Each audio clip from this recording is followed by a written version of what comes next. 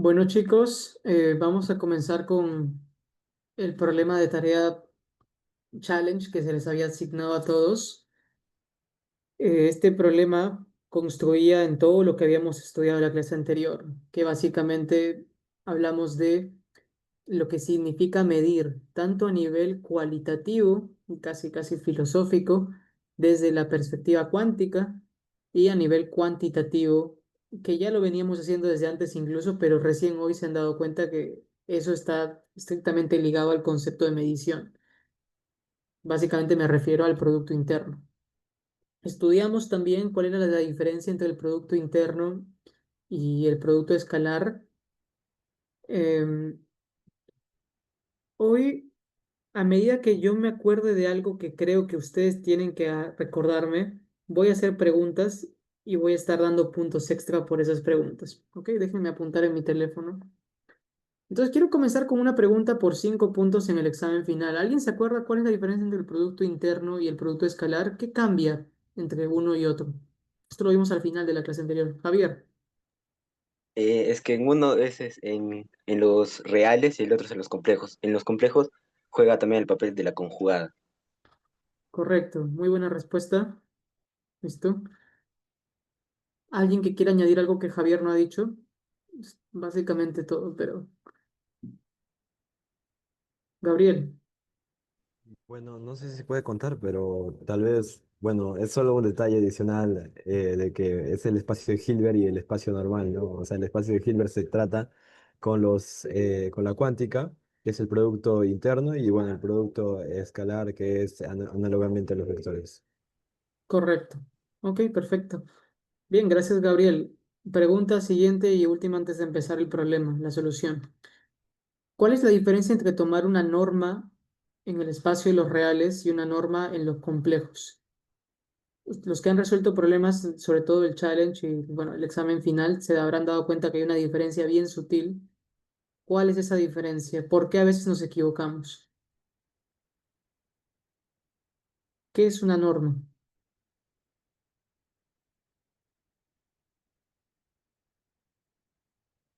¿No? Ok. Bueno, una norma básicamente en general expresa la longitud de dos puntos que pertenecen. Adrián, Christopher, Sí, escucho. disculpe, creo que el error que se podría cometer es que también ya había cometido es a la hora de desarrollarlo, porque lo que estamos calculando en realidad no es, por ejemplo, si tienen estrés más y eso elevarlo al cuadrado, sino lo que estamos calculando es el módulo de ese vector, en realidad. Creo que eso podría ser una respuesta. ¿O no? Ok, y el vector, desarrolla un poquito más eso. El vector en los reales, ¿cómo se ve? Y el vector en los complejos, ¿cómo se ve? O sea, por ejemplo, si tengo Eh, un vector v, v1, v2, v3, es como se ve un vector real. ¿Cómo sería un vector en los complejos? un vector en los complejos creo que, si mal no me equivoco, era A más BI, o sea, haciendo A, B unos en el plano gaussiano, si mal no me equivoco. Ujú. A ver, entonces te lo escribo. A I b uno, coma, A2 más I b dos, Más IB2. 3, ya. ¿Y cuál es la diferencia entre esto y el anterior? ¿Cuáles son las similitudes y diferencias? Las diferencias podría ser que en el primer vector solo está la parte real, mientras que en el segundo vector tenemos la parte real y la parte imaginaria, dando así un complejo.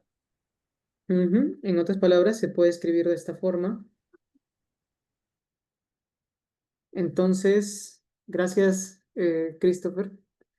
Entonces, a la hora de sacar la norma, estamos hablando, si bien en los reales teníamos solamente, ¿no? Tienes las tres dimensiones, básicamente, X, X, Y, Z. Entonces puedes ubicar tu punto en el espacio y tu punto tiene tiene una conexión con el origen y esa conexión se le llama el vector V. Este punto tendría coordenadas V1, V2, V3, que son números reales. Sin embargo, ¿cómo cambia la imagen en el plano complejo? Estamos hablando de dos coordenadas, ¿no? Estamos hablando de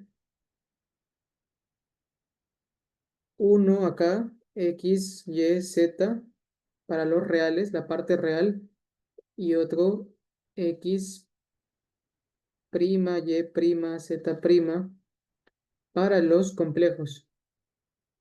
Es decir, a esto de acá le puedo llamar la componente real de B, y esto de acá, por ejemplo, le puedo llamar la componente imaginaria de B. Entonces, desde ahí, desde la construcción misma, ya se dan cuenta cómo es que es diferente sacar una norma en los reales y en los complejos. Hay varias formas de desarrollarlo, ¿no? Una forma, por ejemplo, podría ser la intuición que hasta ahora hemos desarrollado. Si calculas la norma de un complejo, es simplemente, básicamente, tienes este complejo que al final tiene como componente uno esto, componente 2 componente esto, componente 3 el tercero de acá. Entonces, ¿cómo le sacas la norma a ese número? Siempre es simplemente la magnitud de cada uno al cuadrado, o sea, magnitud de A1 más IB1 al cuadrado, más magnitud de A2 más IB2 al cuadrado, más magnitud de 3 IB3. Por magnitud me refiero a norma. Y la raíz de esto. Eso de ahí es la norma de B, que es un complejo. Entonces, la diferencia fundamental está en que esto de acá es la norma de un complejo. ¿Por qué es diferente frente a lo de V? Es diferente porque V, si quiero calcular la norma de V, sería simplemente la raíz de V1 al cuadrado más V2 al cuadrado más V3 al cuadrado. Ni siquiera tengo que escribir la norma, ¿no? Ni la magnitud ni nada. Es simplemente cada componente al cuadrado. Entonces esto de acá, o sea, si quieres de verdad, también esto se puede escribir como usando la norma, ¿no? Valor absoluto, pero no cambia nada. Entonces esto es simplemente, esto es un número real al cuadrado.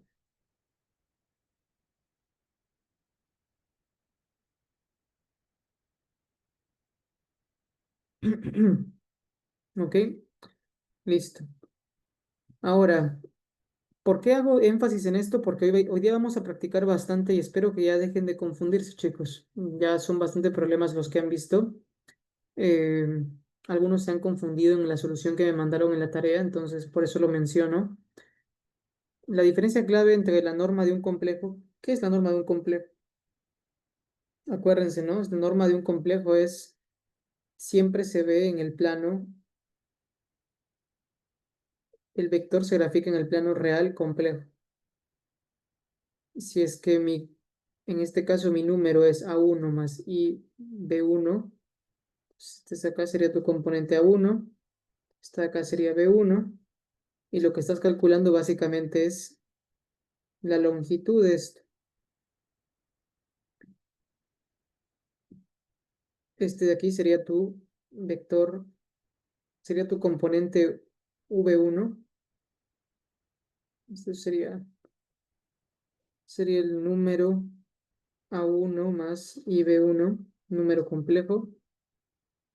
Si quieres le puedes llamar Z1 a esto. Esto sería la magnitud de Z1. Entonces estás elevando Z1 al cuadrado, Z2 al cuadrado, Z3 al cuadrado. Así que no se confundan, por favor. Bueno, dicho eso, ok, veo que me mandaron los challenge, algunos recién. Bien, los voy a aceptar solamente hasta ahí, porque ahora sí comienzo con la tarea, la, la solución.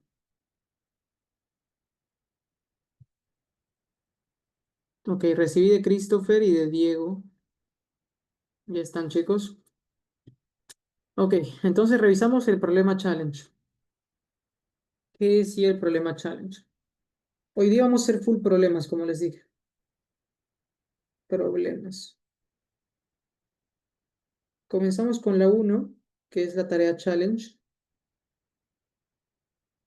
¿El problema de qué? De fotones.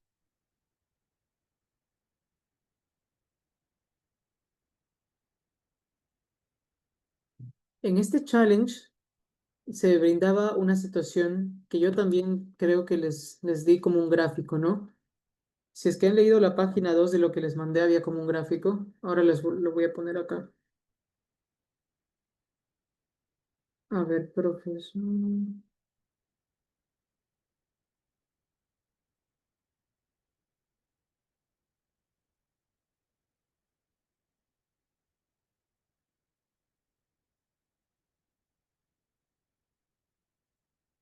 Aquí está. El gráfico decía más o menos esto. Se tenía una fuente de fotones y de esta fuente salía un fotón, ¿verdad? Pueden pensar en la fuente como un láser, por ejemplo. Sale un fotón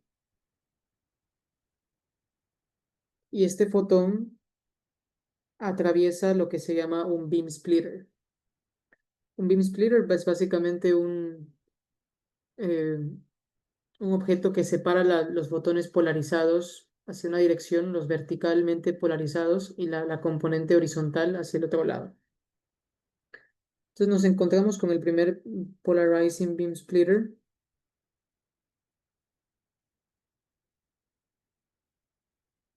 ¿Qué pasa?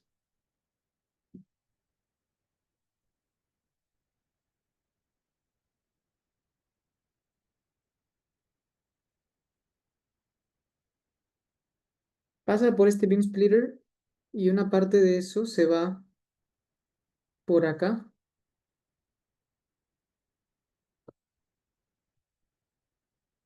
Una parte se va a transmitir y la otra parte se va a reflejar.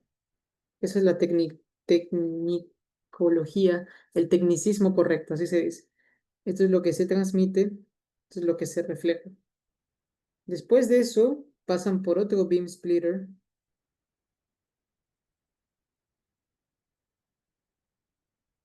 y por acá también pasa por otro beam splitter. Y obviamente acá va a haber algo que se va a transmitir. Puedes llamarle transmisión 1, reflexión 1, transmisión 2 y reflexión 2, que podría ser por acá, digamos. Entonces aquí están al final nuestros detectores. En la parte final tenemos el detector 1. Y aquí lo mismo, ¿no? Se transmite algo, transmisión 2, se refleja algo, reflexión 2. Tengo mi detector, detector 3, detector 4. Ok, el problema es muy bonito en realidad, porque te ayuda, básicamente te obliga a pensar en términos de un estado físico que verdaderamente existe. Ok, lo curioso es que este fotón, claramente nuestra fuente, en realidad, chicos, hay todo un proceso. Yo que soy físico no les quiero mentir. Yo soy físico y además trabajo justamente en esto.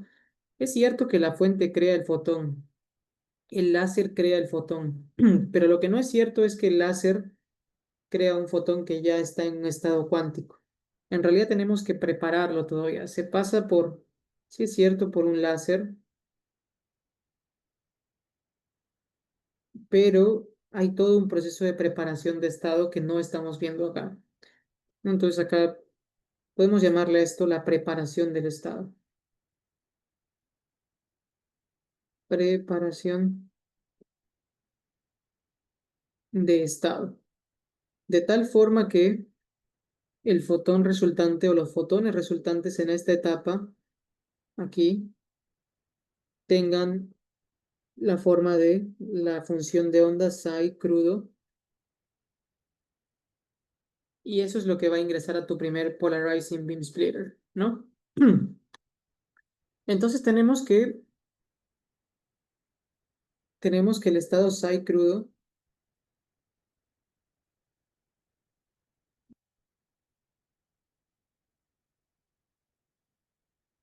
viene dado por lo siguiente.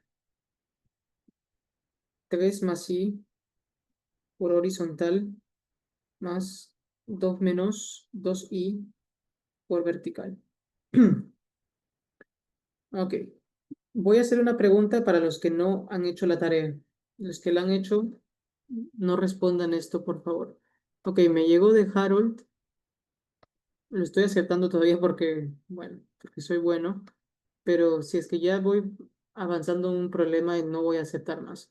Entonces, alguien que no haya hecho la tarea quiere decirme si es que esto de acá es un estado normalizado o no, por 5 puntos en el examen final. Y si es que no es un estado normalizado, ¿qué tengo que hacer?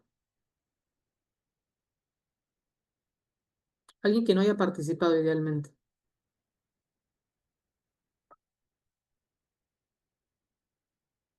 Carlos Estrella. Em, Creo que no es un estado un estado normalizado.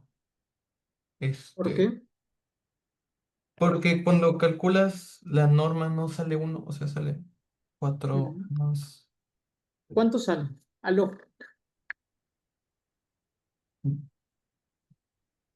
raíz ¿Recuerdas de la... 8. No. No estoy seguro. O sea, Ok, ok. Sí, el cálculo tarda un poco. Está bien. No sale uno, es verdad. Muy buena observación. Pero si me llegas a decir cuánto es el factor de normalización, te doy tus 5 puntos, Carlos. ¿Cómo se calculaba? El factor de normalización era la n igual a 1 sobre el producto interno, raíz. El producto interno, entiéndase la norma. Esa es la norma. Bueno, espero tu respuesta, Carlos. Yo voy a seguir avanzando. Entonces, creo que justamente el problema uno hablaba de eso, de la normalización. Te preguntaba, ¿es un estado normalizado o no lo es? Da tu respuesta. Así que comenzamos. Si me respondes antes de que dé la respuesta, Carlos, sería súper.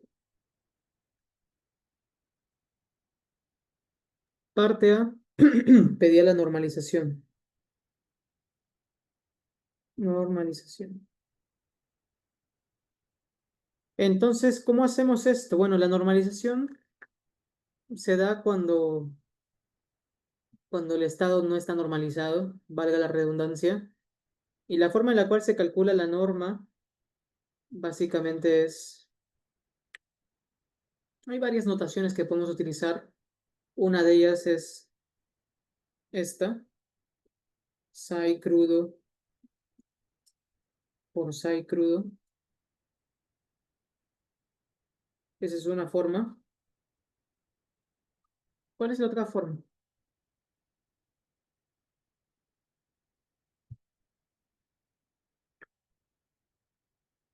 La otra forma que se puede notar también es esta, la norma psi crudo. Ambos significan norma, norma de psi crudo. ¿Por qué lo pongo así? Porque son dos formas de calcular y quiero que ustedes vean ambas. La primera la voy a hacer de rojo, a ver cuál les gusta más. Entonces, psi crudo por psi crudo, ¿cómo sería bajo el método 1? Y luego la norma bajo el método 2. Estoy enseñándoles a calcular la norma. Voy a convencerme de que la norma no es 1. Pero este método también les sirve para luego hallar el factor de normalización. Así que empezamos. Bajo el método 1 sería psi crudo. ¿Sí, Carlos? sale raíz de 18. Excelente. Ah, Listo. ya. Ya está, te tengo apuntado. Ok. Entonces, ¿esto cómo sería? Sería, básicamente recuerden, ¿no? Acá es donde muchos van a fallar en el módulo 2 al inicio. Tienes el estado dado por esos coeficientes. Si quieres voltearlo, entonces tienes que recordar algo. Recuerda que al voltear, estamos no solamente volteando todo el ket, sino sacándole recuerdo. Psi crudo es igual a psi crudo adjunta. La adjunta es eso. Entonces, dicho eso, ya podemos calcular. Sería, ¿cómo le sacas la adjunta? Es la conjugada traspuesta, ¿no? Entonces, la traspuesta simplemente es voltear el orden del vector. La conjugada es donde muchos se van a equivocar. Entonces sería, esto de acá sería 3 menos i conjugada. A ver, sería así, ¿no? A ver, conjugamos 3 menos i, h, más 2 i, v, y todo eso,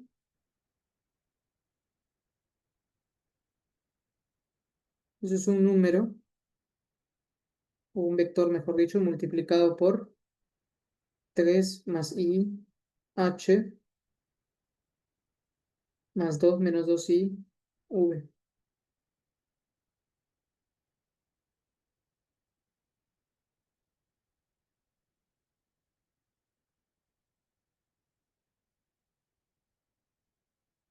Ok, listo. Si tú aplicas esto, te debería salir. Entonces, aquí va mi siguiente pregunta para quien quiera participar. ¿Tengo que multiplicar todo por todo? ¿O hay una manera? O sea, en teoría sí, ¿no? Tienes que multiplicar todos los elementos por todos los elementos. Sin embargo, quiero que aprendan ya de una vez a detectar la técnica. ¿Cuáles son los elementos que debo multiplicar finalmente? A esto llamémosle multiplicación 1, multiplicación 2, multiplicación 3, la de acá, y multiplicación 4, la de acá. ¿Cuáles son las únicas multiplicaciones que de verdad valen la pena hacer? Javier, Las multiplicaciones que debemos ya obviarlas serían las que son ortogonales, o sea, h, la base h por la base v. en este caso, ¿cuáles serían los, según la numeración que Ah, hice? ok. 2 y 4. No, al revés, espera. 1 y 3. 1 y 3. Excelente. Ujú. Obviamos esa porque el producto ortogonal, o sea, el producto interno, son ortogonales, entonces da 0. De frente, nosotros nos vamos a solamente el caso 3 menos i. Ya podemos hacerlo más simple. De verdad que creo que aquí ni siquiera es importante poner esto. No tengo que hacer esto. O sea, esto acá, no tengo que poner ese bracket grande. Entonces sería 3 menos i multiplicado por 3 más i, h con h, que también si quieren ya lo pueden obviar. O sea, no tienen que escribir eso, pero lo hago por si acaso. Más 2 más 2i por 2 menos 2i, v por v. Entonces, esto de acá me da 1, por eso multipliqué. Lo pueden obviar y simplemente colocar la multiplicación de frente. Y con eso tenemos que la norma psi crudo con psi crudo, ¿qué cosa sería? 3 menos i por 3 más i, ¿cuánto es eso? 3 al cuadrado más 1 al cuadrado. Y luego 2 al cuadrado más 2 al cuadrado, ¿no? Entonces esto sería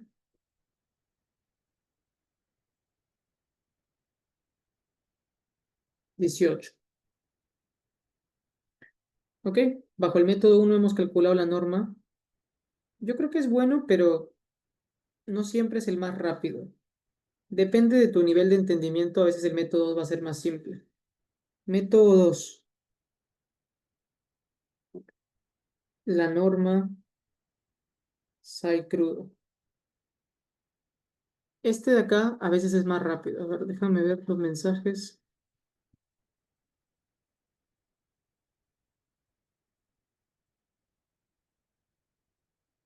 Ah, ok, lo siento, Christopher, recién leí tu... A veces no leo los chats, lo siento, chicos. Ok, Yuria me dio el factor de normalización, eso es cierto, Yuria. Ahorita todavía no estamos hablando de eso, pero ese es el siguiente paso.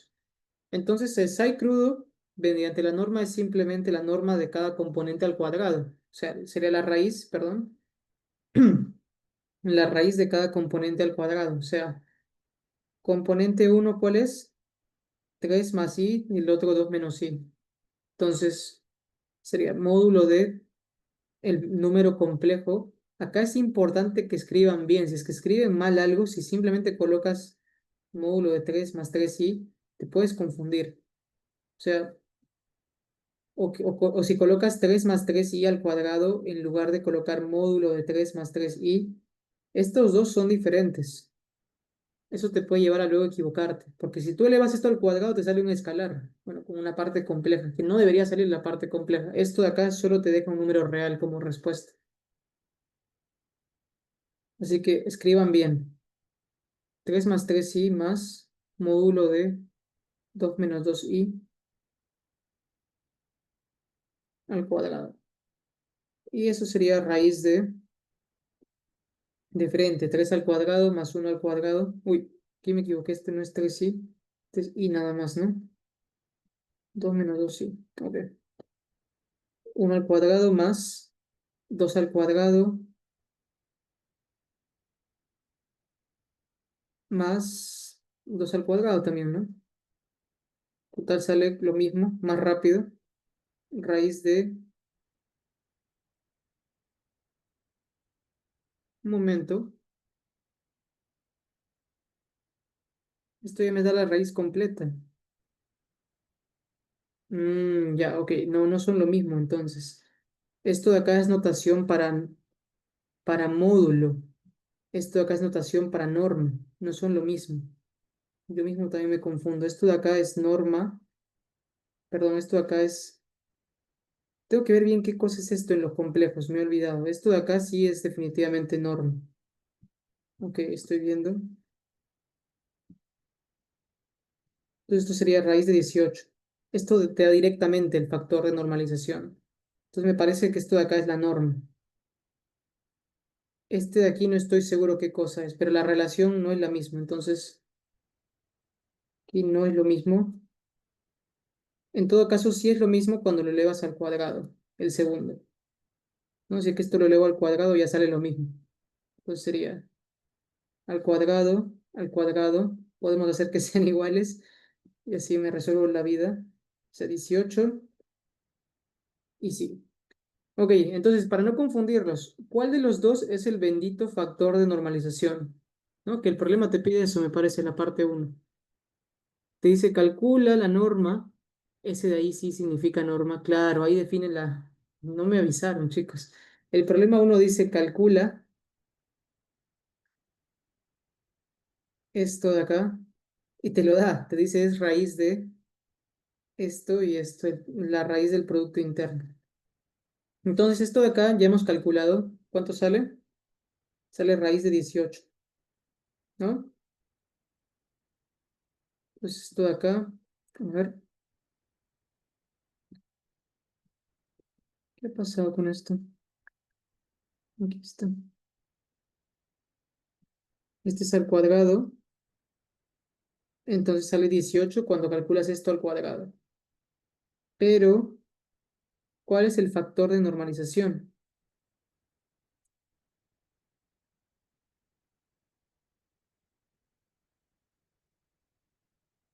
La conclusión primero es que no está normalizado esto, entonces no está normalizado,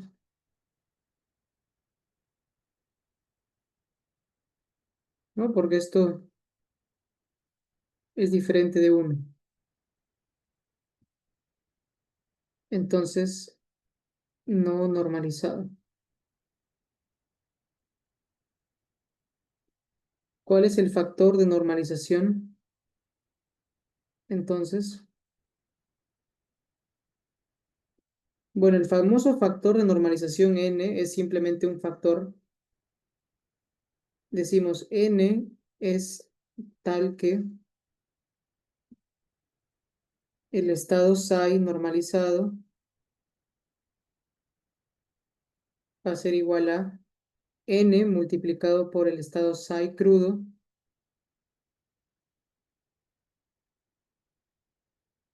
y no solamente se cumple eso, sino que se cumple lo siguiente, que la norma de psi normalizado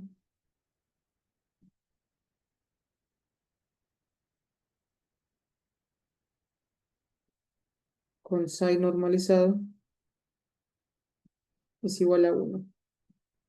Voy a escribir norm nada más. Está normalizado.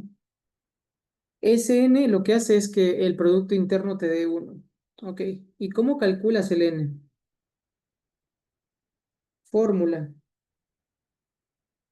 Acá sí les recomiendo que se aprendan la fórmula. Van a tener dos, ¿no? Que sería a partir de las dos definiciones que hicimos. Entonces, la fórmula sería n igual a 1 sobre la raíz de psi con psi, para cualquier psi que te dan crudo. Y esto es igual a 1 sobre, a ver si se fijan, sería la norma, ¿no?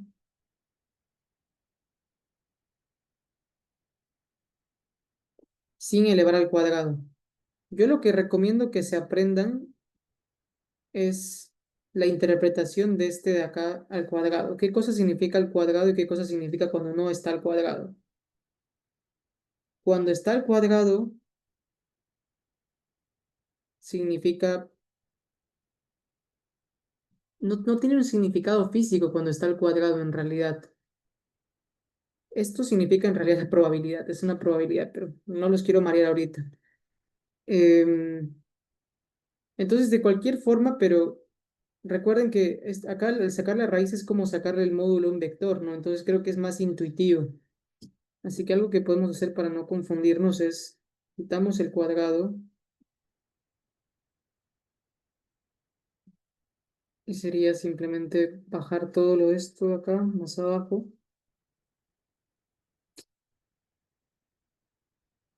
A ver,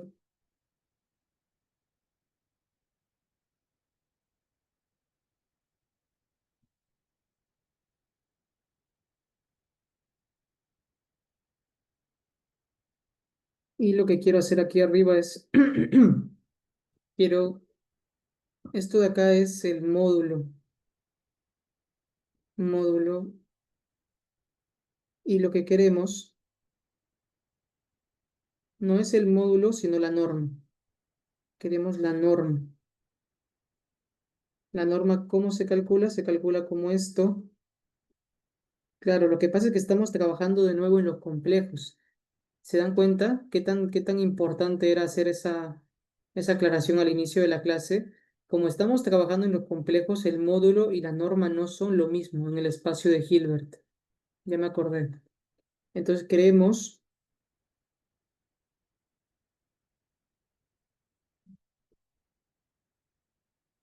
esto de acá al cuadrado, que es igual a 18, y esto es igual a norma.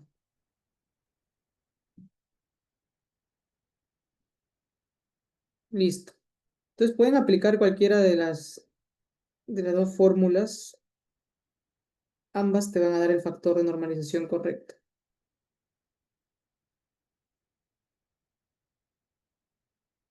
¿Una pregunta hasta ahí? ¿Alguien?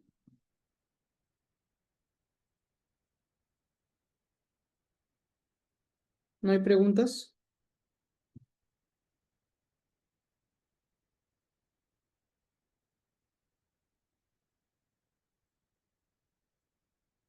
Un momento. ¿Queremos esto al cuadrado? La raíz del producto interno.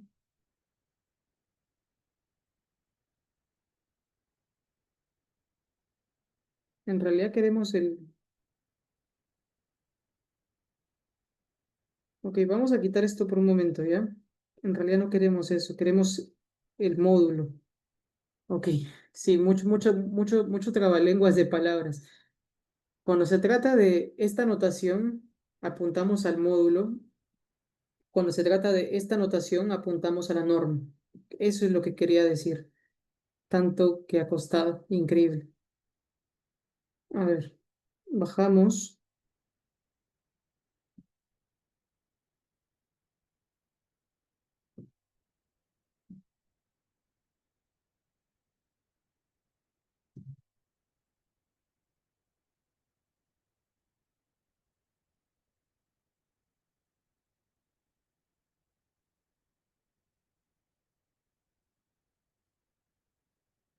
Esto de aquí es,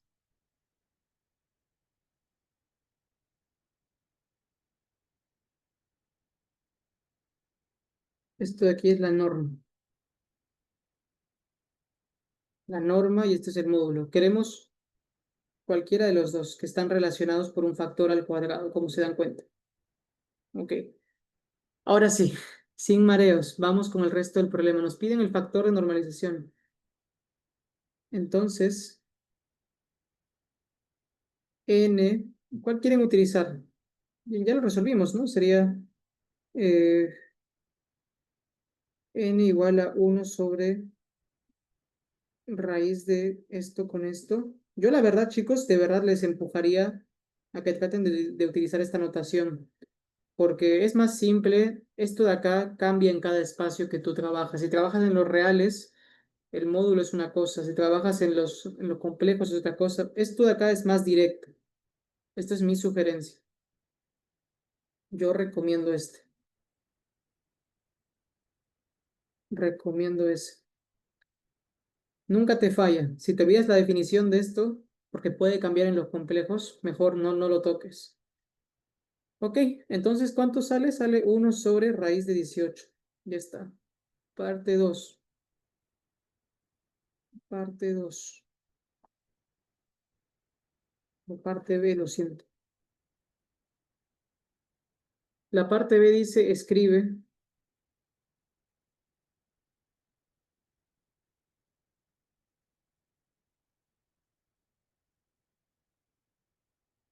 ¿Cómo escribimos ese estado psi normalizado?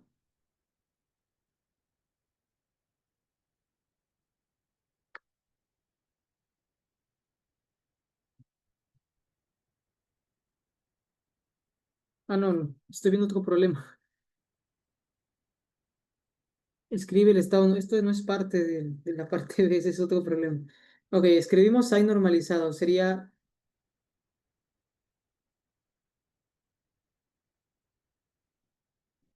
psi normalizado igual a 1 sobre raíz de 18 por el psi normal, que sería 3 más i h más 2 menos 2i v. Entonces, ahí está. ¿Cuánto vale alfa? ¿Cuánto vale beta? Si es que esto lo igualamos a alfa por horizontal más beta vertical.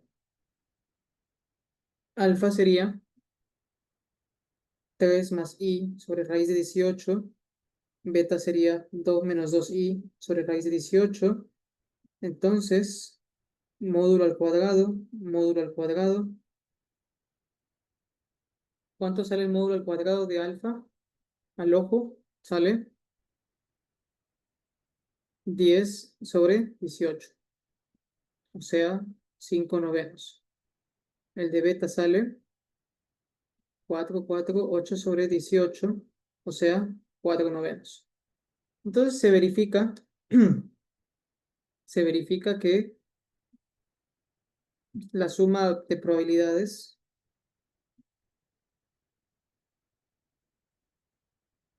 da 1. Acuérdense que el módulo de alfa al cuadrado representa la probabilidad de encontrar a mi estado en H, y la probabilidad de encontrar el estado en vertical es 4 novenos, o sea, beta módulo al cuadrado. Ok, entonces vamos con la parte B, ahora sí. La parte B es la medición con primer beam splitter. Entonces, del problema anterior, de la parte A, ¿qué tenemos? La probabilidad de medir en el estado H. ¿Cuánto es esa probabilidad? Si volvemos al gráfico, entonces se dan cuenta que,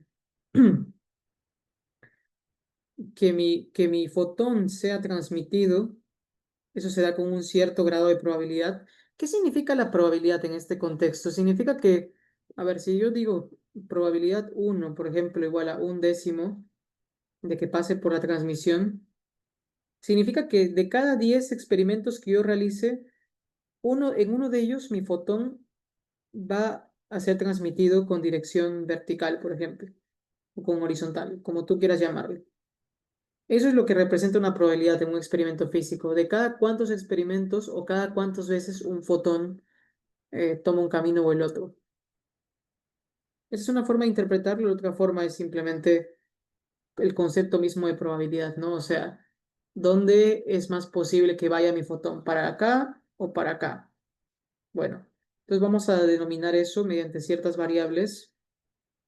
Primero, podemos hacer que la transmisión aquí sea, podemos llamarle, a ver,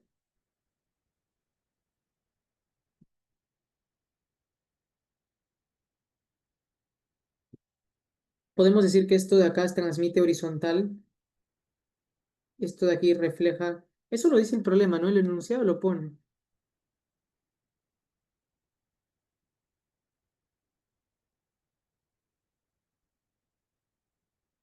No pone hacia qué dirección, pero creo que el gráfico sí lo ponía, ¿no?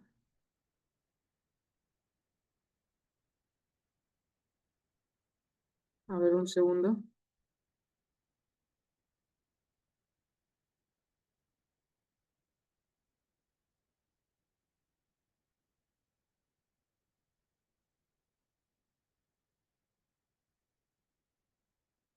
¿Cuántos mensajes han mandado en el grupo? ¿Dónde está mi tarea?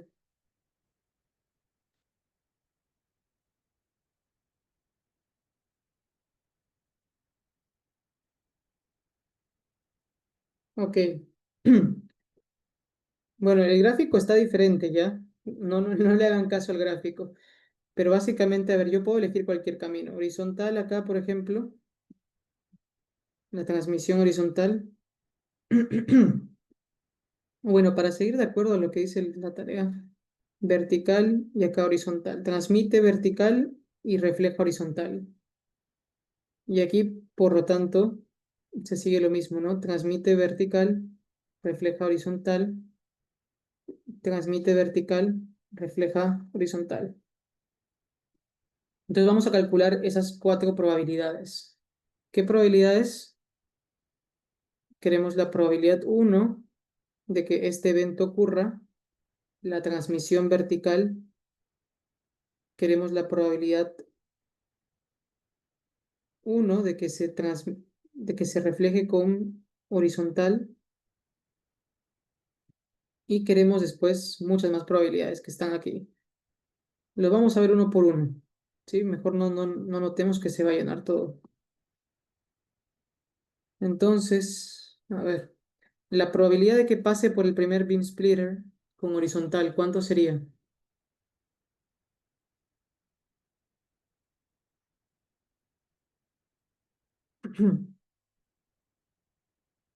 Sería simplemente alfa al cuadrado, ¿verdad?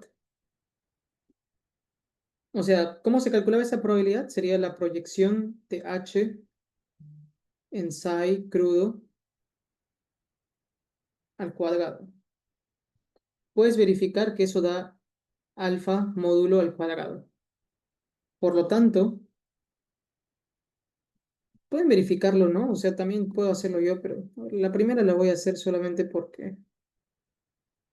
Y no sobre el crudo, lo siento, trabajamos sobre el estado normalizado para no tener errores físicos. Entonces sería 3 más i, bueno, sería, ¿no? Alfa horizontal, beta vertical. Ya sabemos los valores de alfa y beta, y esto al cuadrado.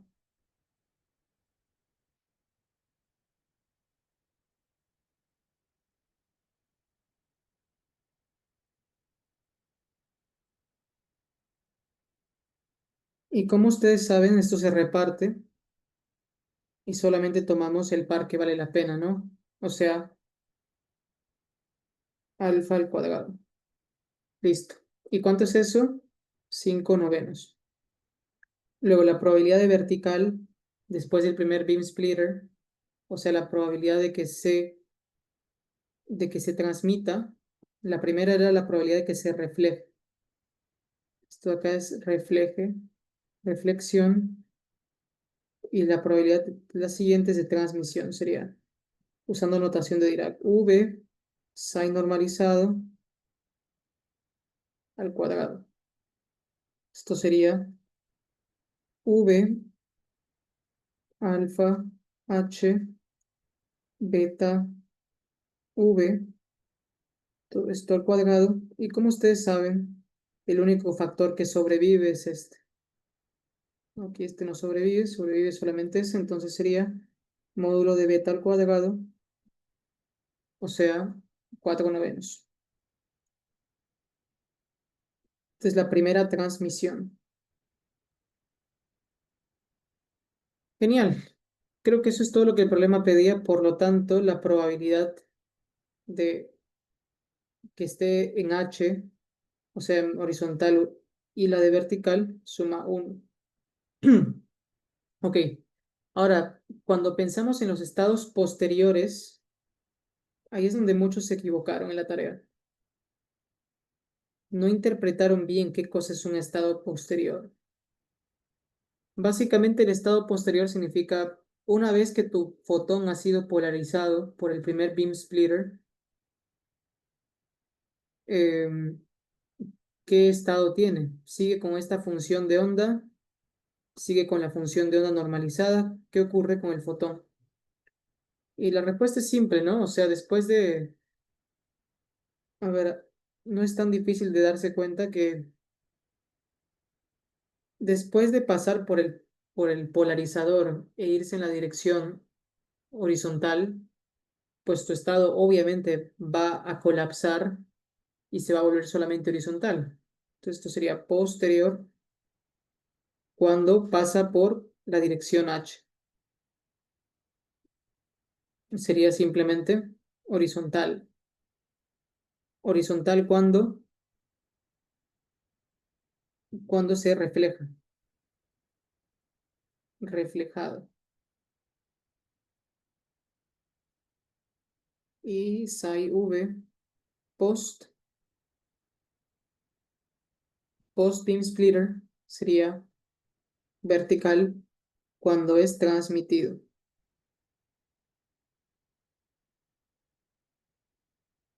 Listo. Vamos con la parte C, que se nos está haciendo largo el problema. Te piden dos polarizing beam splitters idénticos en secuencia. Ok.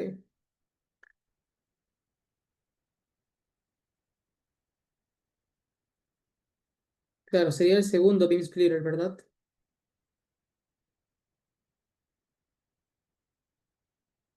Segundo polarizing beam splitter. Esto sería según el camino que se tomó.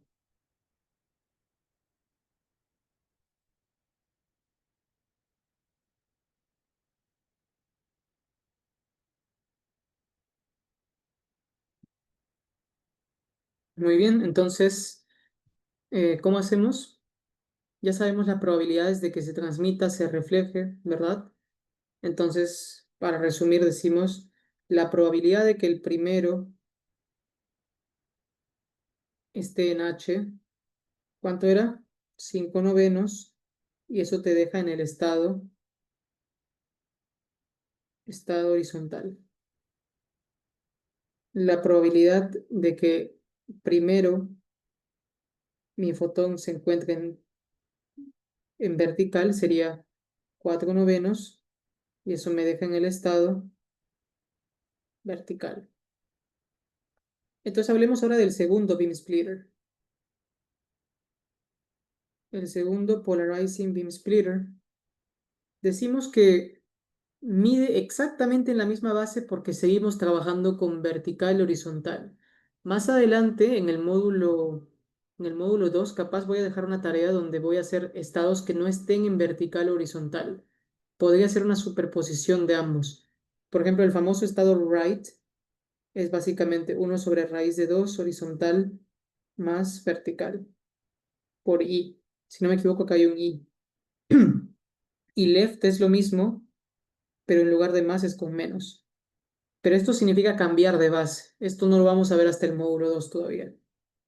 Los cambios de base. Tengo una pregunta aquí. No miro mucho el chat.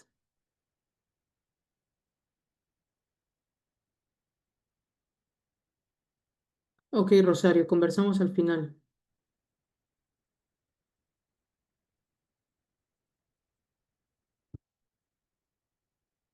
Bueno, el segundo beam splitter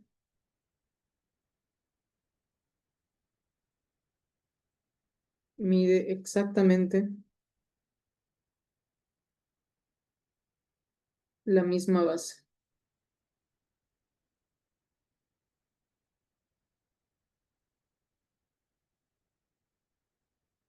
Entonces decimos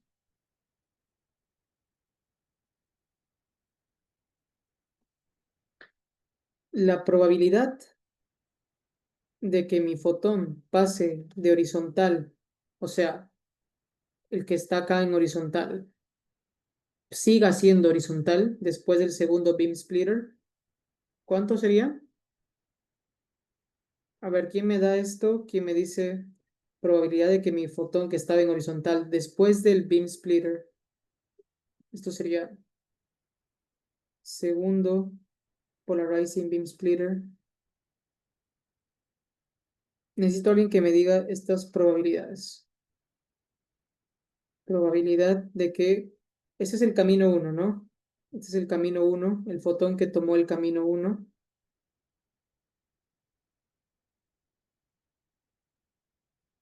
Y luego tenemos la probabilidad de que si es que mi fotón tomó el camino 2 y es vertical, ¿cuál es la probabilidad de que ahora sea horizontal? Y la probabilidad de que si es que era vertical, siga siendo vertical después de el segundo beam splitter. Camino 2.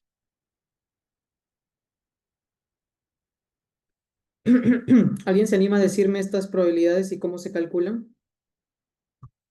A ver. Oh, tengo bastantes. Christopher y Diego. Ah, Javier también.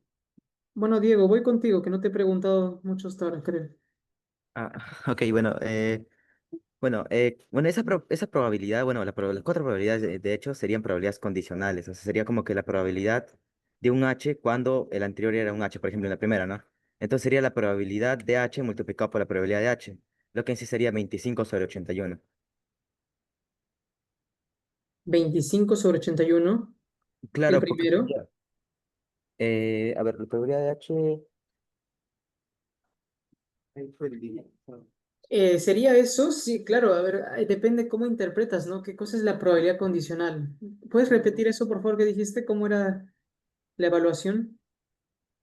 no sería la probabilidad... La intersección, sí, sí, sí. ah, sería la intersección, digo, o sea, me refiero a que sería la probabilidad de H multiplicado por la por la probabilidad de H, si no me equivoco. Cuidado con eso. Mucho cuidado con eso. Muy buena. Gracias la participación, Diego. Vamos ahí. A ver. ¿Sería eso, chicos? Eh, siempre y cuando, a ver, muy buena, me encanta tu observación, Diego. Esa sería la probabilidad siempre y cuando el estado del fotón que ingresa al primer beam splitter sea exactamente el mismo estado que ingresa al segundo beam splitter. Entonces, la probabilidad de que el primero salga H es igual a la probabilidad de que el segundo también salga H. Es un proceso repetitivo con la misma condición inicial, por lo tanto tiene sentido que multiplique probabilidad de H1 probabilidad de H por probabilidad de H, o sea, probabilidad de H al cuadrado. Eso es siempre y cuando la condición inicial sea la misma, pero tu estado ha cambiado. Ahí está la parte física. Nos alejamos un poquito de la mate y la física te dice, acá estabas en psi normalizado o crudo y acá estás en un nuevo estado que es solamente vertical. Entonces, Diego, voy a darte la oportunidad de que corrijas cómo sería entonces la corrección. La probabilidad de que después de que mi fotón sale del beam splitter y pasa por H, era H, ¿no? O sea, por acá. está en H. ¿Cuál es la probabilidad total de que haya tomado este camino y luego este camino?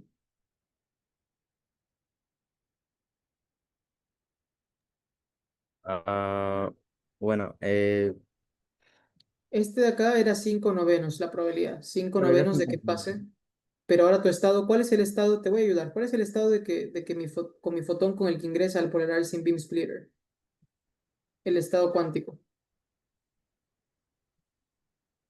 Ah, disculpa, no se escuchó muy bien lo que dijiste. ¿Puedes repetir? Ok, ok, ok. A ver, el estado del fotón que ingresa al polarizing beam splitter es psi crudo o psi normalizado, ¿verdad? Ok, listo. Ese psi es una superposición de horizontal y vertical. Ya. Ya, Luego, una vez que quizás no entienden el efecto del beam splitter, chicos. Debe ser eso, porque ustedes son inteligentes.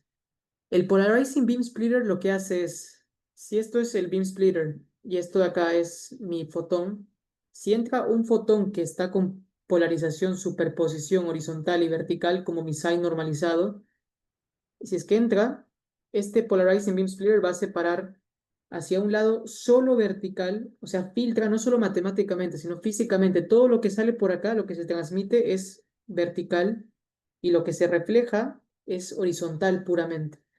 Entonces, tu estado cuántico que ingresa aquí, lo que acabo de borrar es una superposición de horizontal y vertical. Esa es la condición inicial que entra tu polarizing beam splitter. Entonces, luego lo que ingresa al segundo polarizing beam splitter ya es filtrado, es solamente horizontal. Entonces, la probabilidad de que siendo horizontal, después del segundo beam splitter siga siendo horizontal, es diferente a la probabilidad de que cuando ingresas pase a ser horizontal, porque acá es otro estado diferente. No sé si se entiende, Diego.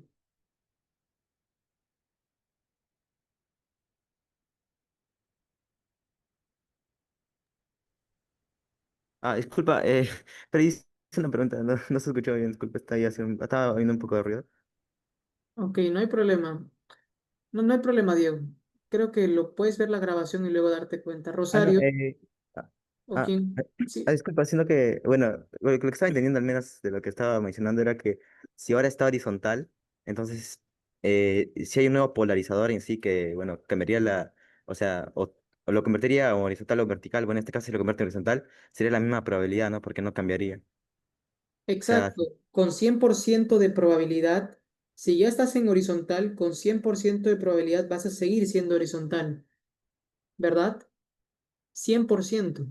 Porque si ya eres horizontal, todo se va a reflejar. La transmisión va a ser 0%.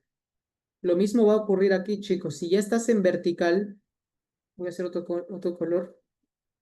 Si ya estás en vertical, con 100% de probabilidad vas a pasar a seguir siendo vertical. Y con 0% vas a ser horizontal. ¿Queda claro eso todos? Like, todos los que les quedó claro. Creo que Rosario me había dado la respuesta antes. ¿Sí? Estupendo. Ahora, es 100% esa segunda probabilidad. Sin embargo, el condicional sigue existiendo, Diego. O sea, es una probabilidad multiplicada en realidad. Sería la probabilidad de que mi fotón pase de horizontal a horizontal, ¿es cierto? Eso es 100%. Ok, bien. Eso es 100%, pero, ok, me voy a corregir. Ok, esto es 100%, si esto es 1. Este de acá es 0. Este de acá es 0. Este de acá es 1. Hasta ahí todo bien. ¿Ok? Sin embargo, yo también quiero calcular otra cosa. O sea, desde el inicio del circuito, entonces quiero que me digan cuál es la probabilidad de que con el psi normalizado que empecé termine en horizontal y voy a copiar y pegar lo mismo para todas las demás. Copiar, ya sé copiar y pegar, chicos. Recién aprendí. Entonces, lo que estoy preguntando es si mi fotón empezó con el estado psi normalizado Después del segundo beam splitter, ¿cuál es la probabilidad total de que termine en horizontal? Y luego, ¿cuál es la probabilidad total de que termine en vertical?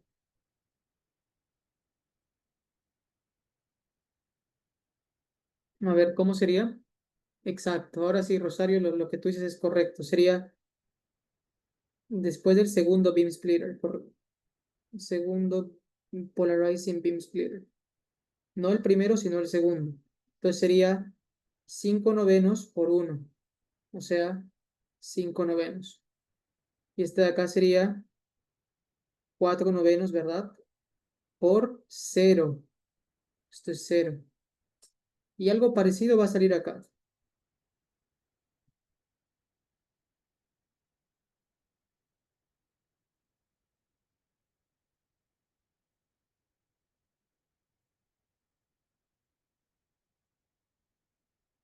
Acá sería que termine en horizontal o vertical, pero con el camino 2, ¿no? Este es el camino 1. Camino 1. Hay que especificar. Este es para el camino 2.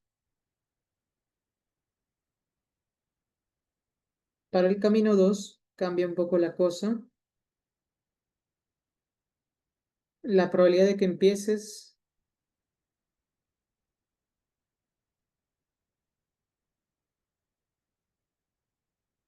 estoy especificando para que luego no haya problemas. ¿Ok? Entonces, ¿cómo sería acá? A ver, Jean-Pierre, una pregunta. Creo que dice, la segunda probabilidad se podría poner como H. Exacto, exacto. Solamente la segunda. Ah, pero ojo, es la segunda. O sea, lo que Jean-Pierre pregunta es la segunda probabilidad. O sea, estamos hablando de estas de acá. La segunda. Es cierto, se puede poner como HH. Muy buena observación, ¿no? Y qué inteligentes son ustedes, chicos. Esto de acá sería un HH al cuadrado, no te olvides, Jean-Pierre. Probabilidad es siempre norma al cuadrado. Entonces esto sería 1. Muy buena observación. Tu observación es tan buena que voy a hacer esto más chiquito.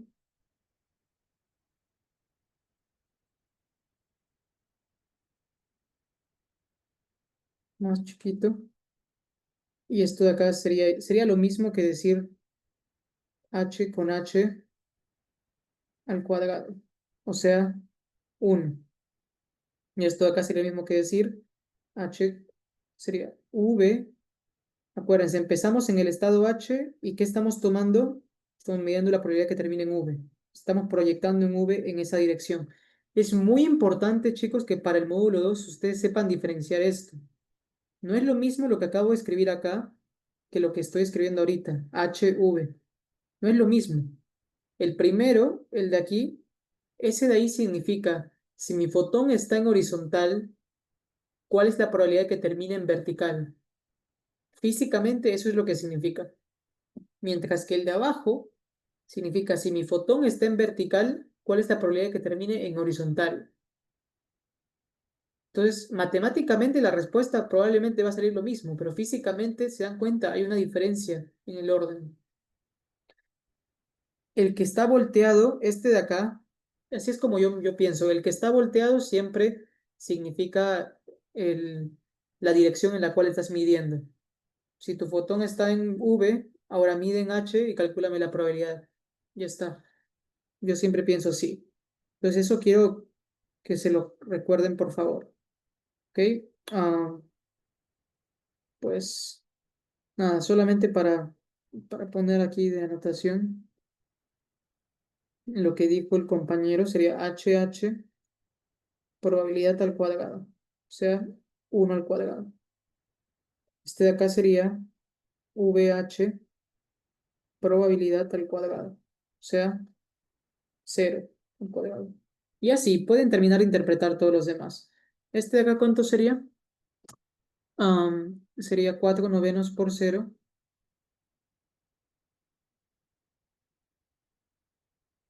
O sea, 0. Este de acá sería 4 novenos por 1. O sea, 4 novenos. Aquí me he equivocado, ¿no? Este de acá es 5 novenos. Nadie me corrigió. Nadie.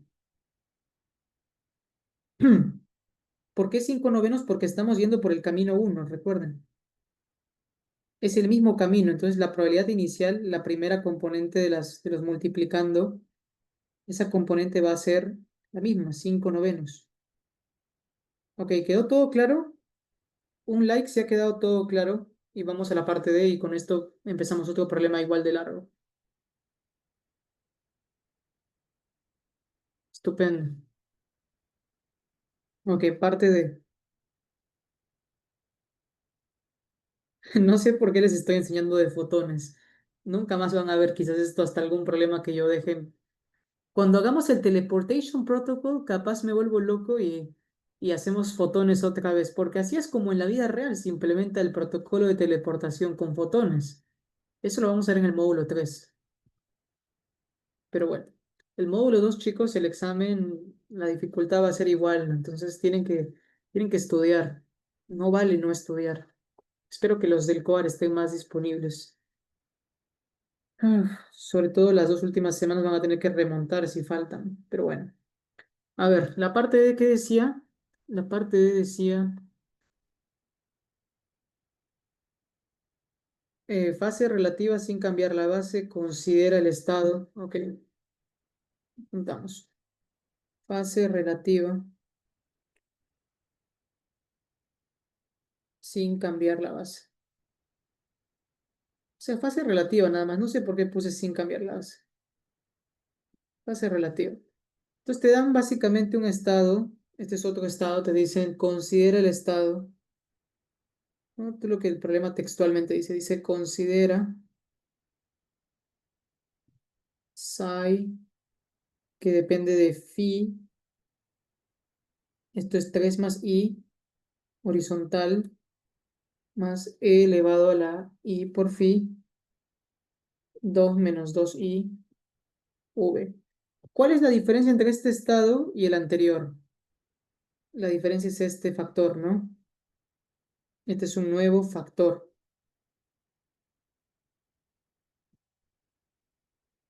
A ese nuevo factor en física nosotros le llamamos una fase relativa.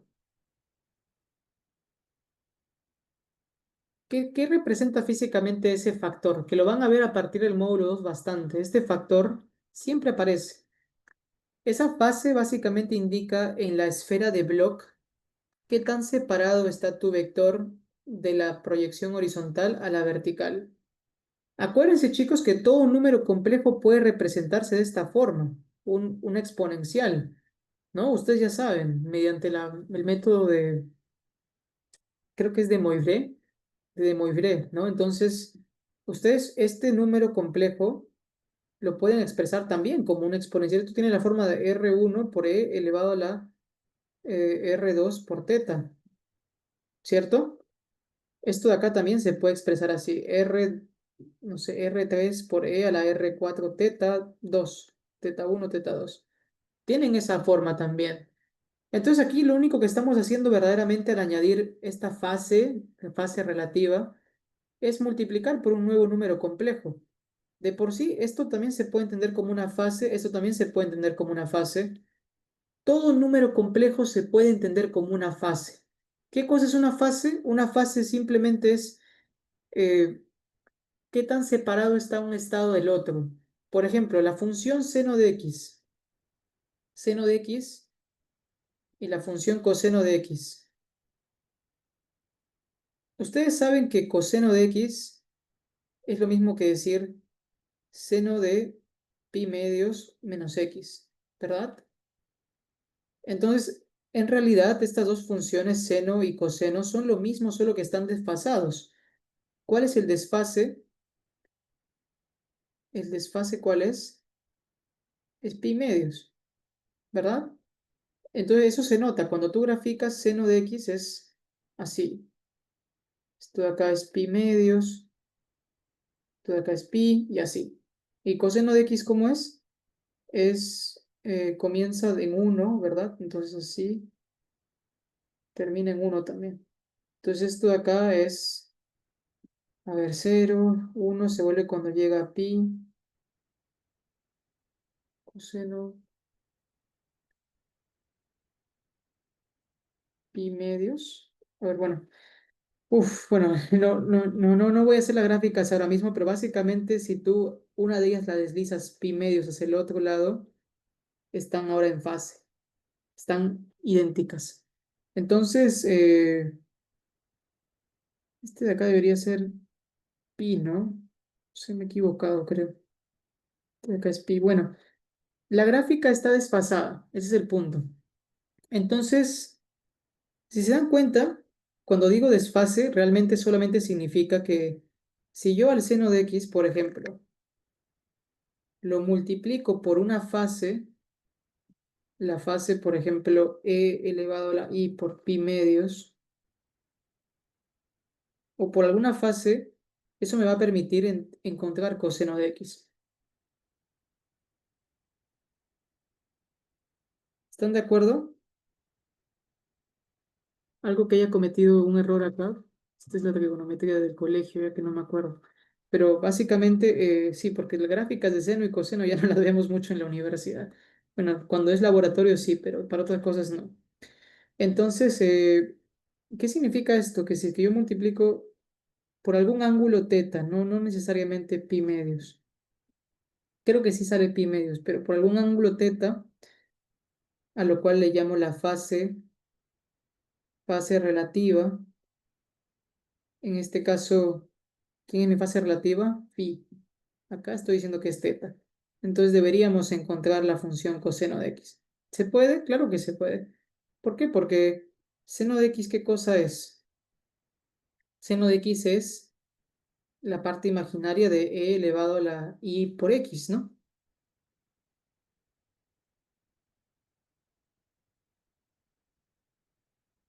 ¿Y esto qué cosa es? Esto es la parte real de e elevado a la i por x.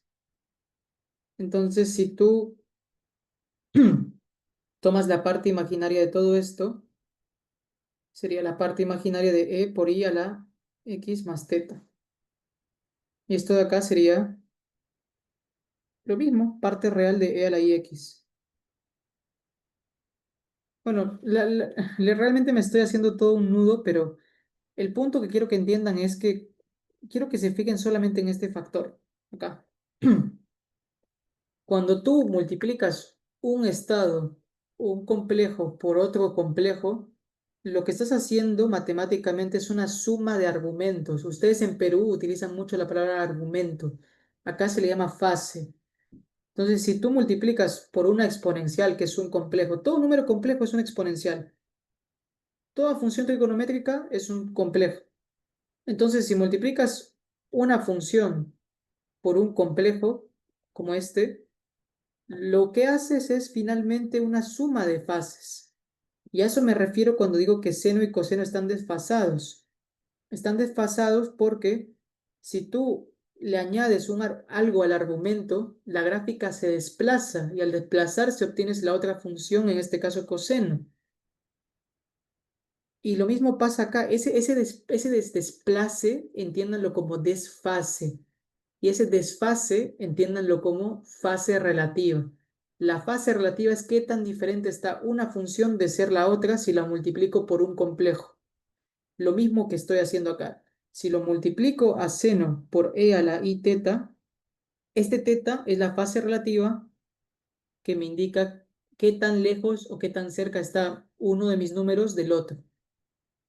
¿Se entiende? ¿Perfecto hasta ahí todos? ¿Una pregunta? Un like si es que están entendiendo y un dislike si es que están volando.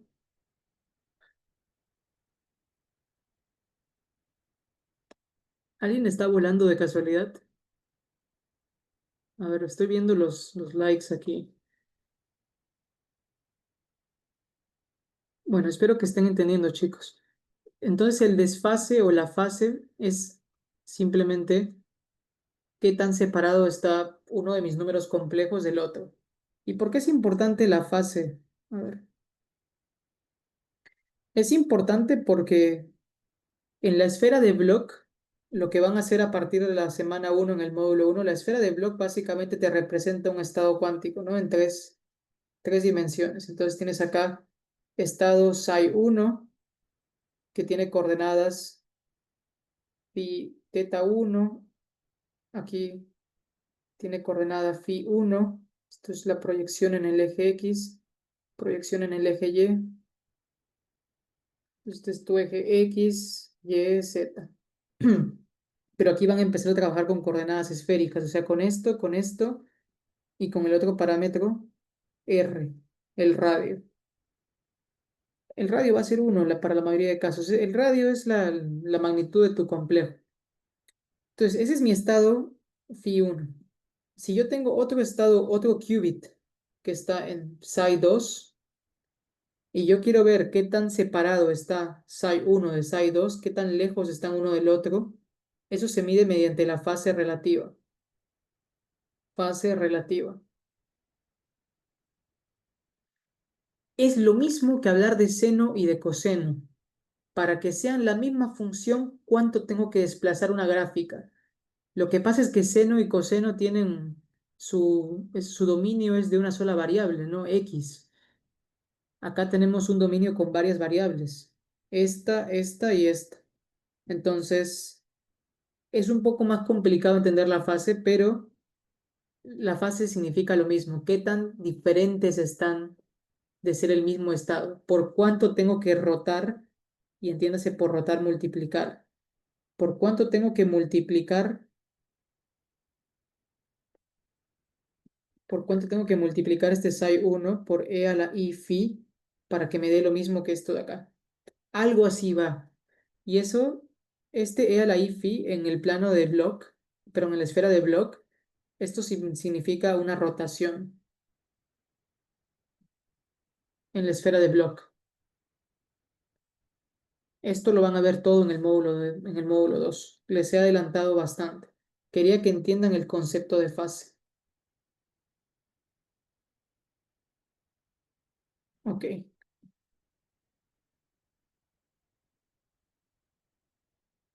¿Se dan cuenta cómo las cositas que uno a veces por curiosidad aprende en el colegio?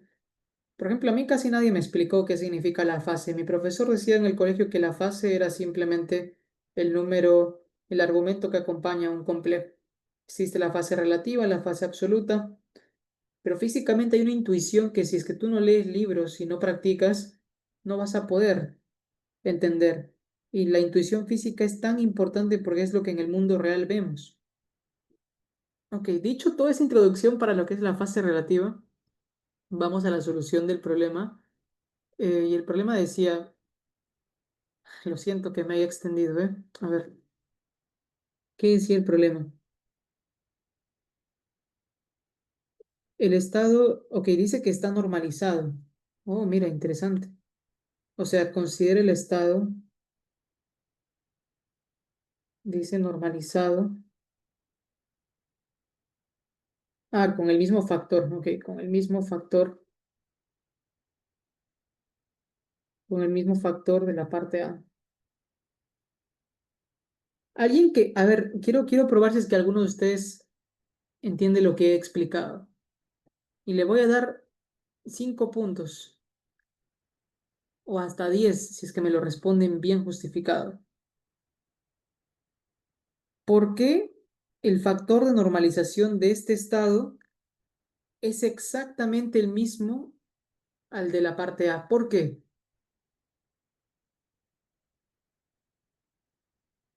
Jean-Pierre Bonilla. Profe, ¿puedo responder si ya hice la tarea? Porque si ya hice la tarea, sí hice, ¿no? Sí, adelante, adelante. Porque como es rotación y queremos sacar el absoluto al cuadrado, el absoluto al cuadrado de la fórmula de Euler es 1, que es solamente una rotación de, por decir, un vector de módulo 1. O sea, son simplemente uno. Claro. ¿Puedes especificar a qué te refieres con el valor absoluto de la fórmula de Euler? ¿De dónde sale eso? Cuando queremos hallar al normal, o sea, módulo, pero es que me confundo un poco los términos de módulo, de normalización. Sí, Pero utiliza como lo yo. entiendo Di mejor. módulo nada más. Di módulos. Cuando sacas Bueno, el módulo, entonces es módulo. Lo estaba entendiendo como absoluto al cuadrado. o también, como quieras. Pero, ajá. ¿Cuál es la diferencia? Me decías, esto es a lo que te refieres, ¿no? Lo que estoy escribiendo. Claro, eso se puede, bueno, el segundo de la parte del estado V se puede desdoblar como en ambos módulos. El módulo de la fórmula de Euler es la fórmula por la conjugada de la fórmula que termina saliendo uno. O sea, es coseno eh, más i seno del ángulo por coseno menos i seno del ángulo. Y por diferencia de cuadrados es coseno al cuadrado más seno al cuadrado, que es uno.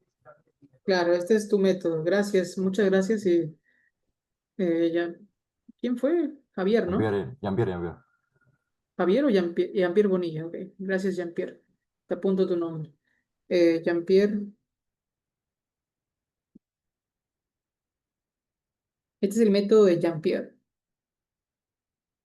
Él dice, se dio cuenta de algo interesante, Jean-Pierre, que no lo he explicado en clase, creo, pero se dio cuenta de que el módulo de todo número, de todo estado cuántico psi, esto es exactamente lo mismo que decir psi adjunto por psi. Y eso de acá es exactamente lo mismo que decir psi con psi en notación de Dirac. Esto es notación normal, matricial. Esto es notación de Dirac. Eso es lo que él ha utilizado básicamente. Decía, si tengo e a la i por phi, entonces esto de acá es módulo o valor absoluto de i phi. Esto es básicamente i phi. Como es un número, su adjunta es lo mismo que la conjugada por e a la i phi. Entonces ahí supongo que él hizo eso, ¿no? O sea, empezó a operar con la fórmula de Euler, coseno de i phi. Bueno, en este caso, como es la conjugada, hay que cambiarlo, ¿no? Menos i phi. Y se puede aplicar un par de funciones de paridad. Entonces, más i por seno de menos i phi. Todo esto por lo otro. O sea, y multiplicas y sale. Pero el otro método es simplemente, o sea, el módulo de esto ya saben todos cómo sacarlo. Lo que estoy discutiendo es el módulo de este de acá. Y la forma más rápida realmente es simplemente reemplazar por la fórmula de Euler. E a la i phi es coseno de i phi más, perdón, coseno de phi más i por seno de phi. Esto es un número complejo. Ya sabemos cómo se saca la norma de un número complejo. Componente real al cuadrado más componente imaginario al cuadrado. Y como es el módulo, es raíz de eso, pero como todo está al cuadrado, lo elevamos al cuadrado y se cancela la raíz con el cuadrado y te queda 1. Es decir, independientemente del ángulo que tengas, independientemente del ángulo phi, la norma, esta es la lección que quiero que se lleven. La norma de toda exponencial compleja es 1. ¿Por qué? Porque toda exponencial compleja tiene esta forma. E elevado a la i por phi. Si tú sacas la norma, siempre tienes que usar la fórmula de Euler, que sería coseno de phi más i por seno de phi, independientemente de qué tan bonito o feo sea tu phi. Puede ser cualquier cosa, pero la norma siempre sale coseno al cuadrado más seno al cuadrado, raíz, y todo eso al cuadrado siempre da 1, ¿no? Entonces, eso quería dejarlo en claro. Gracias por la participación, Jean-Pierre. Voy a apuntar tu nombre acá. Creo, Jean-Pierre, que podías simplificar tu cálculo. ¿Te parece eso? ¿Crees que pudiste haberlo simplificado de la manera en la que acabo de explicar? ¿O te parece mejor tu método y continúas con eso nomás? O sea, no, en verdad sí fue lo que dije, ¿Así? pero sí, una cosa, o sea, para sacar el módulo de la fórmula de Euler, puso el coseno más y seno al cuadrado. Según haciendo una tarea, busqué que el módulo, que es el absoluto al cuadrado, de un complejo es el complejo por su conjugada. Entonces solamente hice este, Claro, ese es el camino que te expliqué, ¿no? Tu camino, expliqué Jean-Pierre, y el módulo de todo complejo al cuadrado es la conjugada del complejo por el complejo, ¿cierto? Claro. Es lo mismo, pero si ya entiendes lo que es el módulo de un... O sea, claro, es que hay que saber diferenciar. Si tu complejo es bonito, aplicas quizás esa fórmula, pero si tu complejo ya tiene parte real, parte imaginaria, o sea, si tiene la forma exponencial, lo siento que vuelva a esto. La lección, ok, a ver, quiero primero apuntar la lección, ahora regreso a ti, Jean-Pierre. Pero sí, básicamente estamos hablando de lo mismo, solamente que creo que no era necesario, o sea, sí, a veces es importante, cuando tienes una función que es fea, es mejor utilizar esta fórmula. Para todo número complejo, su norma al cuadrado es la conjugada por el mismo complejo, siempre. Pero cuando tu número complejo es fácil, creo que es mejor utilizar el método que yo estaba explicando y que acabo de borrar, este de acá. Simplemente es componente real al cuadrado más componente imaginario al cuadrado. La raíz de eso es el módulo. No hay que multiplicar la conjugada por nada. Es lo mismo al final, sí es lo mismo, pero es un método más corto. Cuando el número complejo es bonito, como la fórmula de Euler, coseno más i seno. Cuando es feo, ahí sí utiliza lo que Jean-Pierre dice. Entonces, esto de acá, que es igual, bueno, podemos demostrar, ¿no? Pues acá sería la norma, sería, no lo voy a desarrollar, pero esto es 3 más i al cuadrado más e a la i phi al cuadrado por 2 menos 2i norma al cuadrado. Entonces, la lección que les acabo de enseñar es lección para toda exponencial compleja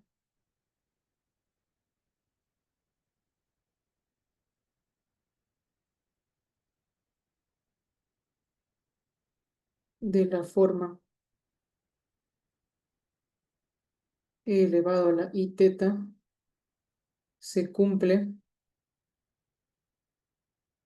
¿Se cumple qué cosa? Se cumple que su módulo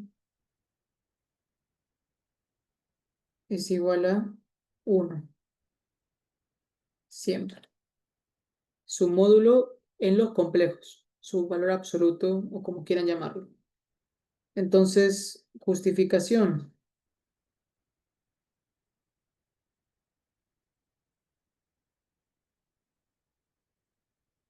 Módulo de i teta es módulo de coseno de teta más i seno de teta.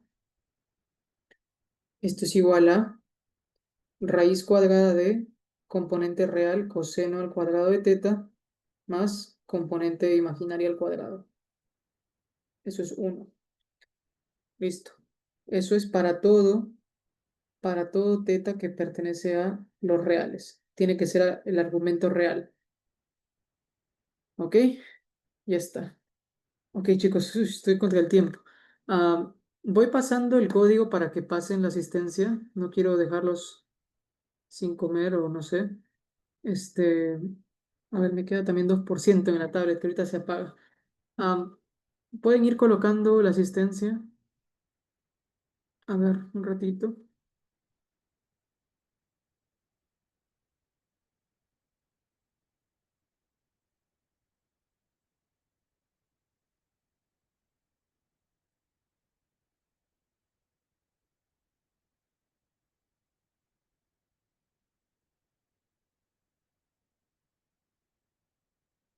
Ok, el código de la clase de hoy es este. 2950.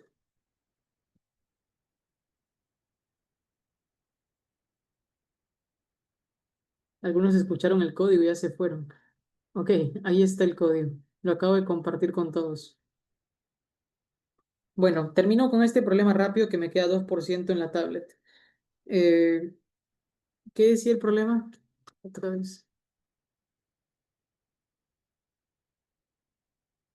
Qué cólera, de verdad. Se para cerrando el problema. Ok. Decía, muestra que, a ver,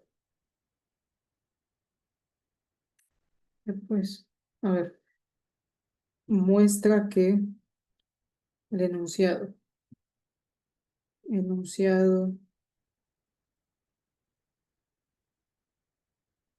dice, demuestra que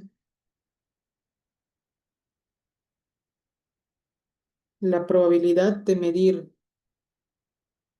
ok, la probabilidad con la fase phi de medir en h es raíz de h con psi para el ángulo phi al cuadrado, y la probabilidad de, con esta fase relativa, medir en vertical es v.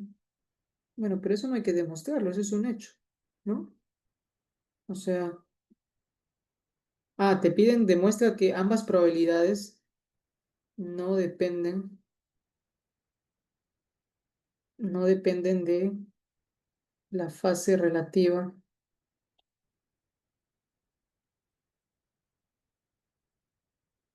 Listo, vamos por ello entonces.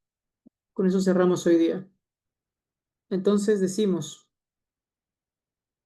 ¿podemos demostrarlo rápidamente? Sí, la solución. Solo en la misma base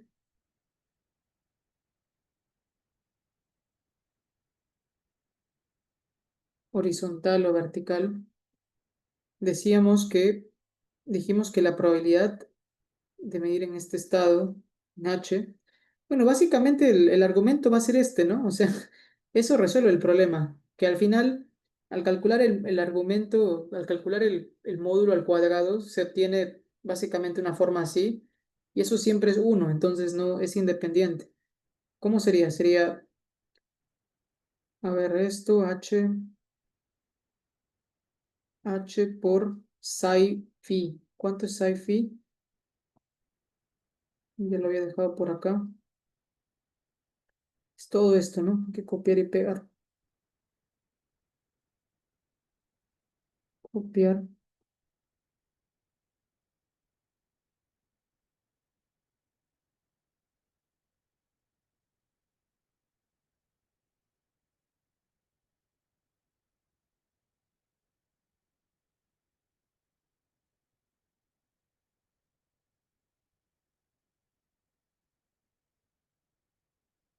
Esto de acá sería H proyectado en todo esto al cuadrado. Entonces, ¿qué factores tomamos? Tomamos simplemente H con H, el único que sirve. Esto de acá sería módulo de 3 más I al cuadrado. Pero tiene que estar normalizado, ¿no? Me olvidé el factor de normalización. Normalizado con el mismo factor, ok. O sea, sobre raíz de 18. Sobre raíz de 18. Sobre raíz de 18. Esto de acá sobre 3 más i sobre raíz de 18 al cuadrado. El único término que no se cancela es este de acá con este de acá. ¿Esto cuánto da? 5. A ver, esto es 4, 9, 10. 10 sobre 18, o sea, 5 novenos.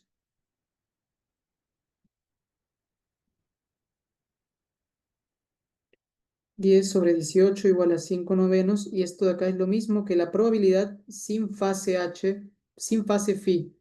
Entonces hemos demostrado la primera. Por lo tanto, la probabilidad con la fase phi de medir en H es lo mismo que la probabilidad simplemente H sin fase phi. En otras palabras, se dan cuenta que,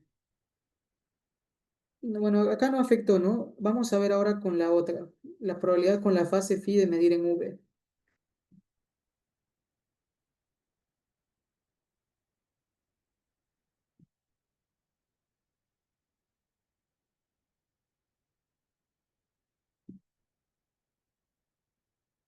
Cambiamos a V entonces, el proyector sería V, y el único término en el producto interno que se mantiene es este, ¿verdad? Por lo tanto, esto sería módulo de 2 menos I 2 menos i sobre raíz de 18 al cuadrado. Esto sería 5 sobre 18, ¿verdad? No, 4, 5. Un momentito, acá me faltó. Ok, es v por v, está bien, esos dos da 1. Pero me olvidé de la fase. Y phi por 2 menos 2i sobre raíz de 18. Ahora sí, al cuadrado. Esto de acá es igual a fase, sacamos su módulo y luego el módulo del otro complejo. 2 menos 2i, raíz de 18, ambos al cuadrado. ¿Eso queda? Dijimos que la primera es 1, ¿verdad? Para todo phi, módulo de toda exponencial compleja es 1, por el siguiente, que ¿cuánto sale? Sale 4 sobre 18, y todo esto es 2 novenos. ¿Y eso a qué es igual? Es igual a la misma probabilidad. No sé por qué mi tablet ha dejado de...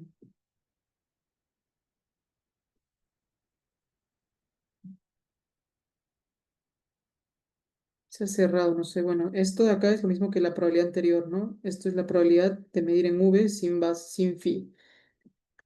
Ok, no sé por qué mi tablet ha dejado de moverse en horizontal, vertical, pero bueno.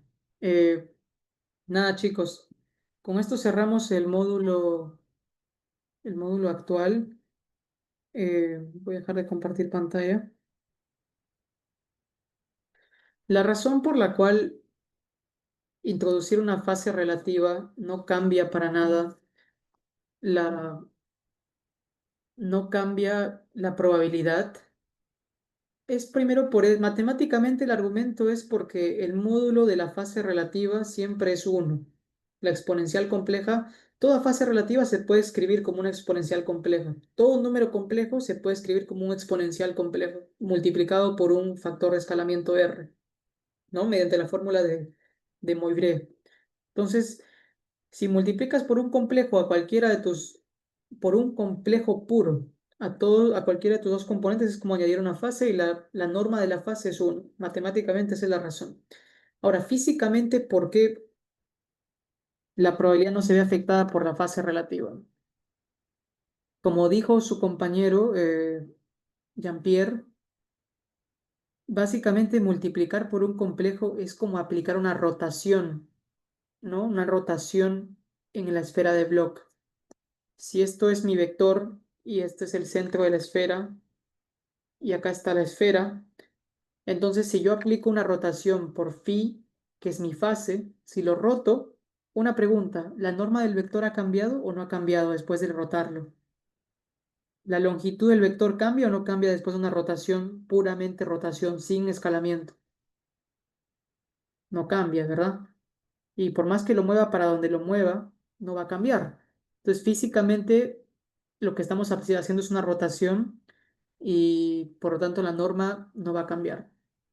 Así que, o sea, físicamente eso no es un argumento físico. Lo estoy pensando como la esfera de Bloch, pero sí, físicamente lo que estás haciendo es que tus funciones estén simplemente más eh, separadas, se podría decir, como seno y coseno están desfasadas, el desfase lo estás agrandando más o lo estás achicando más, pero eso no cambia el módulo de ninguno de ellos. Entonces, hasta acá el módulo 2, el módulo 1, chicos, lo siento, dije módulo 2 antes. Eh, creo que ha sido un gusto tenerlos.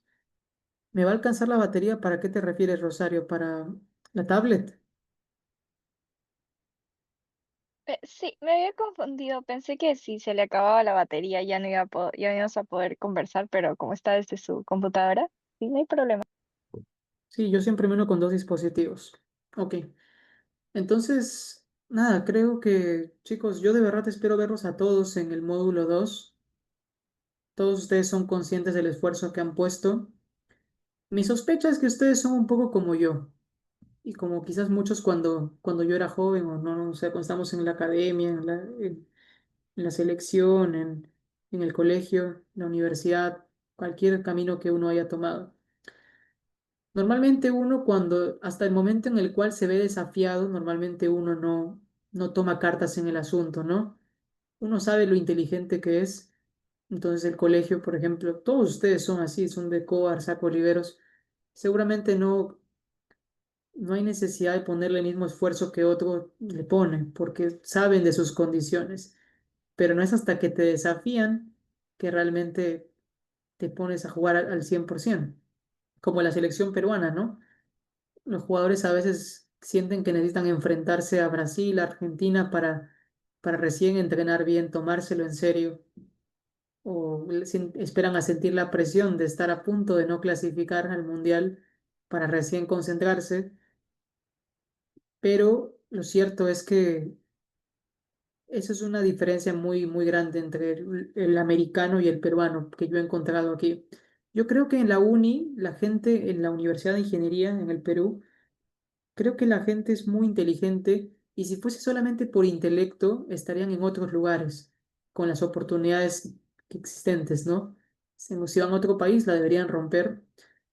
Pero la diferencia que hace al americano, el americano, desde mi perspectiva, es que aquí la consistencia es algo que no he encontrado en ninguna parte en Perú, salvo en la época en la que estuve en la selección de mi colegio. Después nunca más encontré esa consistencia. En la universidad la gente no estudia todos los días. La gente no sé por qué estudian solamente un día antes del examen o 2 días así, la amanecida, la famosa amanecida. ¿Por qué esperar a hacer eso? ¿Por qué deberíamos esperar a que pasen cosas malas para recién ponernos al día? Yo me acuerdo que física uno, matemática uno, física 2, todo lo que es el primer año en la uni que lo llevé, lo estudiaba todos los días con el objetivo de esta va a ser la base, Freddy, para que luego cualquier curso de carrera más adelantado que lleves se base en los principios de la física y la matemática. Si no lo has aprendido bien, vas a tener problemas para recordar, para tener un buen sentido lógico. Y efectivamente eso ocurrió. Terminé estudiando física, terminé estudiando matemática y todo se basa en cómo de bien has aprendido lo que aprendiste el primer año. Lo mismo ocurre acá, chicos, con esto. Eh, y mencionaba el tema de la consistencia porque a mí me sorprendía que mis amigos, los de acá, de Estados Unidos, todos, cuando había tarea, yo era el único que esperaba hasta el último para hacerla. Los demás todos los días o se juntaban en grupo para resolver o todos los días estudiaban, todos los días eran muy consistentes. Yo no entendía por qué todos los días, cuando lo puedo hacer de manera eficiente en un par de horas al final, no antes de que sea la fecha. Y eso es realmente lo que nos falta a nosotros, creo, la disciplina como sociedad. Así que para lo que es Quantum Hub, este módulo uno ha sido solamente los prerequisitos. Ahora se viene el verdadero juego en el módulo 2 y es necesario que tomen las cartas correctas en el asunto. Como se viene un nuevo cohort, vamos a tener más estudiantes, lo cual significa posiblemente un trato menos personalizado o por lo menos un poquito más reducido y eso es algo que podría afectarles si es que no se vuelven independientes.